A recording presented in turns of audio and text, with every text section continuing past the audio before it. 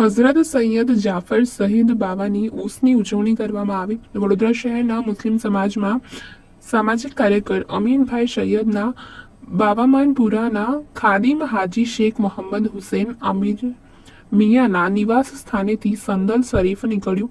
સંદલ શરીફ હઝરત જાફર સઈદ બાવાના મજાર શરીફ પર પહોંચ્યું। સંદલ શરીફમાં મુખ્ય અતિથિ ખલીફાએ બગદાદ શહેજાદાએ અઝીમે મિલત સૈયદ મોઇનુદ્દીન કાદરી બાબા દ્વારા સંદલ પેશ કરવામાં આવ્યું। આમંત્રિત મહેમાન તરીકે આ પ્રસંગે સંદલ શરીફમાં મોટી સંખ્યામાં લોકો હિન્દુ મુસ્લિમ ભાઈઓ આવ્યા। આ પ્રસાદી ન્યાઝમાં ભાગ લીધો।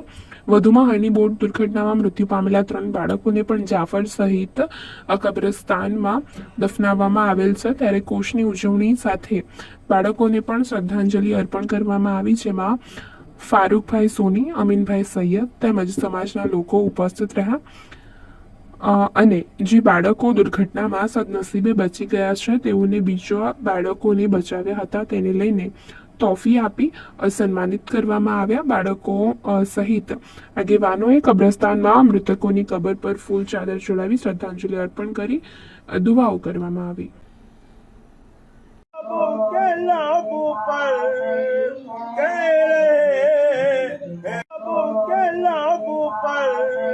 दुनिया की सबसे बड़ी होनारत जो नाव दुर्घटना जो बनी, उस दुर्घटना के अंदर अयान इमरान खान पठान साहब, जो सबसे खुशी की बात यह है कि ये बच्चा जो तीर्थ हुआ ने तो वो बाकी के लोगों को बचा इसलिए सका। तो हजरत इमाम हुसैन की शान में मेरा बेटा कल बड़ा हो तो कल वो भी इसी तरह से हमारे त्यादादियारी को जो जिंदा रखे और ठंडा करने के अंदर वो उसकी मेहनत करे।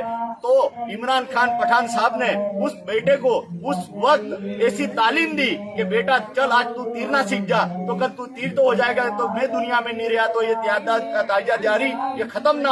आज से कुछ दिन पहले स्कूल की जब पर्यटन गई थी हरनी के करीब नाव में, उस नाव के अंदर जब नाव डूबी रही थी उस वक्त 8 मुसलमान बच्चे और टोटल विद्यार्थी 12 और 2 टीचर जो दुनिया से शहीद हो चुके। ऐसे नाजुक दौर के अंदर अयान ने अपनी जान की परवाह नहीं करी। एक बेटा बच्चा होता है तो उसको ये आज रोज पानीगेट खाते आवेला जाफर सईद कब्रસ્તાન ખાતે ઉર્સનું આયોજન કરવામાં આવેલું। દર વર્ષે અહીંયા ઉર્સનું આયોજન કરવામાં આવે છે અને યાદ નજરાનું પણ કરવામાં આવે છે। ખાસ કરીને જે હરની હોળી દુર્ઘટનામાં જે મૃત્યુ પામ્યા છે 3 બાળકો જે અહીંયા આ કબ્રસ્તાનમાં દફન છે, તો એમને બી આજે શ્રદ્ધાંજલિ દુઆ એમના માટે ખાસ કરવામાં આવી અને જે 2 બાળકોએ જાન બચાવી બધા લોકોની એમને ખાસ કરીને પુરસ્કાર આપીને સન્માનિત કરવામાં આવ્યા અને ખાસ કરીને બાળકો જોડે અંદર રહીને કબરની પાસે જઈને ખાસ દુઆ કરવામાં આવી।